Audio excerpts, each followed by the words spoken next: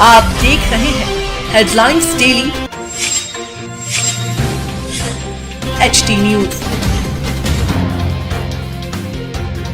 शहर के चर्चित कारोबारी भगवान दास काग की गुमशुदगी का मामला अब नया मोड़ लेता नजर आ रहा है। एक और जहां उनके परिजन उन्हें लापता बताकर तलाश की मांग कर रहे हैं, वहीं दूसरी ओर कारोबारी ओम प्रकाश सलूजा ने घटनाक्रम को सुनियोजित षड्यंत्र बताते हुए गंभीर आरोप लगाए हैं। उनका कहना है कि ये मामला केवल गुमशुदगी का नहीं बल्कि करोड़ों रुपए हड़पने और शिकायतकर्ता पक्ष को कानूनी उलझनों में फंसाने की साजिश हो सकता है। विष्णुपुरी कॉलोनी निवासी कारोबारी ओम प्रकाश सलूजा के अनुसार कुछ माह पहले भगवान दास काग ने विष्णुपुरी स्थित अपने स्वामित्व वाले हॉस्टल को बेचने का प्रस्ताव दिया था। दोनों पक्षों के बीच करीब 6 करोड़ से अधिक में सौदा तय हुआ। सौदे के तहत सलूजा और उनके अन्य साथियों ने भगवान दास काग को लगभग 2.5 करोड़ का भुगतान भी कर दिया। सलूजा का आरोप है कि जब रजिस्ट्री की प्रक्रिया शुरू होने की तैयारी हुई तो बैंक से जानकारी लेने पर पता चला कि संबंधित हॉस्टल पर पहले से भारी बैंक ऋण बकाया है। इसके बाद उन्होंने भगवान दास काग से पहले बैंक का पूरा लोन चुकाने और उसके बाद ही रजिस्ट्री कराने की बात कही। साथ ही अग्रिम रूप में दिए गए 2.5 करोड़ वापस करने की मांग भी की, लेकिन भगवान दास काग ने राशि लौटाने से इनकार कर दिया। ओम प्रकाश सलूजा का कहना है कि इस संबंध में उन्होंने कुछ दिन पहले भंवरकुआ थाने में शिकायत दर्ज कराई थी।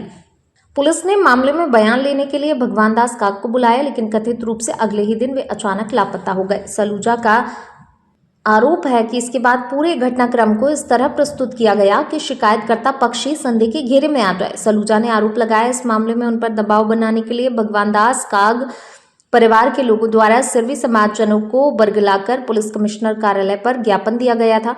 सलूजा ने कहा कि समाज के लोग उनसे आकर मिलें तो वे उन्हें वास्तविक स्थिति बता सकते हैं। सलूजा ने आरोप लगाया भगवान दास काग और उनके परिजनों ने पैसे लौटाने से बचने और शिकायत करने वाले पक्ष पर दबाव बनाने के उद्देश्य से ये पूरा घटनाक्रम रचा है। उनका कहना है कि इस मामले में उन्हें उनके पुत्र गौरव सलूजा तथा परिवार के अन्य सदस्यों को अनावश्यक रूप से उलझाने की कोशिश की जा रही है।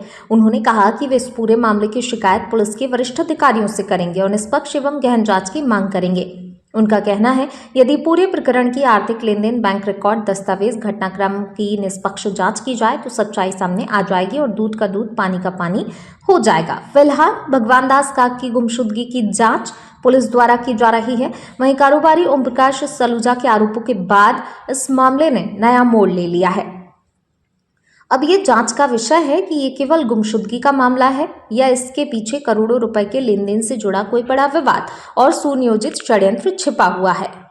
काग की जो पत्नी है भगवती काग और उनका जो सुपुत्र है सिद्धार्थ काग, इन लोगों ने सिरवी समाज के लोगों के साथ मिलकर एक ज्ञापन दिया था और जो ज्ञापन दिया था उसमें आपका नाम विशेष रूप से सामने आया था, आप ओम प्रकाश सलूजा और आपके पुत्र गौरव सलूजा का, कि आप लोगों ने जो है पैसा ब्याज पे दिया है और डबल तिबल पैसा वसूलने के बाद भी आप उनको परेशान कर रहे हैं और इस कारण शायद वो अपना घर छोड़कर चले गए। इस मामले में आपका क्या कहना है? हमने ब्याज पे पैसे दिए ही नहीं है। हमने तो पैसे उनको, उनकी 69 नंबर प्रॉपर्टी थी यहाँ पे विष्णुपुरी में, उसके लिए हमने पैसे दिए थे और कोई 6 महीने पहले, उसके बाद फिर हमने विज्ञप्ति निकलवाई तो बैंक का पता लगा उसमें लोन है। हम कहा कि लोन अपना क्लियर करा लो तब ना रजिस्ट्री होगी। बैंक एक चीज दो आदमी को तो बेच नहीं सकते हो आप जी। तो वो फिर आनाकानी करने लग गया, थोड़ा सा चमकाने लग गया कि नहीं हम पैसे नहीं वापस करेंगे, ये करेंगे वो करेंगे। हम कहा भैया, फिर हमने भंवरकुआ में इनकी रिपोर्ट लिखाई तो एक दिन गए भी भंवरकुआ, ये दूसरे दिन गुमशुदा की रिपोर्ट लिखवा के वहां पे इनका फैमिली, आज तक उसका कोई पता नहीं है। ये तो आपने जो है इनसे कोई प्रॉपर्टी खरीदी थी उसके मद्देनजर? हाँ, मद्देनजर करी थी। फिर हमने कमिश्नर साहब को भी आवेदन दिया कि हमारी थोड़ी मदद करी जाए, ये लोग हमको झूठी बातें करके फंसाना चाहते हैं, उसकी जांच की जाए। जो प्रॉपर्टी आपने खरीदी थी बकायदा आपने एग्रीमेंट किया था उसका इनसे? हाँ, एग्रीमेंट किया था। कितने की प्रॉपर्टी थी और क्या कहना चाहेंगे इसको लेकर? प्रॉपर्टी वो 2 हॉस्टल है उनके लगे हुए साथ में। हाँ जी। 69 और 1 नंबर और है। मेरा लड़का अभी नहीं है, बाहर गया हुआ है। जी जी। तो दोनों की का सौदा किया था हम लोगों ने, तो उसमें पैसे इनको हम लोगों ने 2 या 2.5 करोड़ रुपए उसमें दिए भी थे, अच्छा, एडवांस आपने दे दी थी? दे दिए थे। उसमें हमारे 3-4 लोग हैं पार्टनर, तो सब मिलके हम लोग सोच रहे थे कि ले लेंगे, हैं सब मिला के हमने पैसे दिए थे, नाम हमारा ही था। जी जी उसमें पार्टनर है 3-4। जी जी। तो उसके बाद उस आदमी की उसने अमानत में खयानत हमारे साथ करी, और उल्टा वो हमको ही चमकाता है कि हम आपको ऐसे कर देंगे वैसे। गुम भी नहीं, घर वाले भी सारे आज उनका ढाबे हैं 2-3 वो चला रहे हैं, घर में हॉस्टल भी 3-4 चला रहे हैं, उनके चेहरे पे कोई शिकन नहीं है। और हम भी प्रशासन को भी हमने बोला कि उसकी खोज की जाए, प्रशासन लगा हुआ अपने काम में, जी। लेकिन अभी तक घर वालों को कोई चिंता नहीं है। जिसका घर का आदमी चला जाएगा उसको चिंता रहेगी ना कि हमारा आदमी कहाँ है, उसको ढूंढे। ना वो थाने जाते हैं, ना वो उसका सारी बातें उनकी हो रही है। लेकिन इस मामले में जो है सिरवी समाज के लोगों को लेकर एक प्रदर्शन किया गया था, क्या लगता है समाज के लोगों को क्या बरगला के प्रदर्शन? समाज के लोगों को वो गुमराह कर रहा है। अच्छा। हमारे पास और भी 2-4 लोग हैं उनके साथ भी उसने अमानत में खयानत करी है जी। यहाँ कुछ लोग समाज सेवी हैं यहाँ पे, उनसे भी पैसे ले गया कि पैसे दो हम दे देंगे, उनके साथ भी उसने यही काम किया। क्या जो आपने प्रॉपर्टी खरीदी थी इसको लेकर कुछ जाहिर सूचना वगैरह भी आपने दी थी कहीं? बैंक में आपत्ति आई, उसकी जाहिर सूचना दी थी, उसकी आपत्ति आई कि ये प्रॉपर्टी हमारे यहाँ मॉर्गेज है। अच्छा, बैंक में मॉर्गेज वाली? हाँ, मॉर्गेज वाली प्रॉपर्टी। तो हम फिर वहाँ बैंक का पता लगाया, किसी को भेजा हमने जी। पता लगा कि उसमें 12 या 13 करोड़ रुपए का लोन है। इन्होंने लोन ले रखा था और वही प्रॉपर्टी आपको बिना बताए बेचना चाहते थे।